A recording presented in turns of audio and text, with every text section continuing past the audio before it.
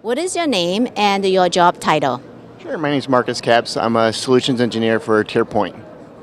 That's great. So this morning, I know that you took a hands-on labs. Could you tell me which lab you took and how did you feel about your experience? I took the NSX T Lab. It was really good. It allowed me to kind of really put my hands on it without having to worry about screwing anything up. So it was nice.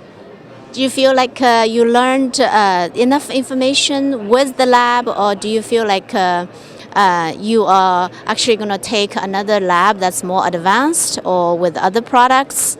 I thought that it was a pretty good lab in general. You know, what it allowed me to do is really see it in action without any risks. So what I'll probably do is when I get back, set it up for myself in my own demo environment just to kind of get a little more depth into it. But I think it really gave me a good hands-on experience for it. That's great. And overall, after the VMworld hands-on labs experience, when you return back to work, what would you say to your colleagues about your hands-on labs experience? I would definitely encourage it. I mean, this really does allow you to see the product in action, in a very controlled environment. So I really enjoyed it.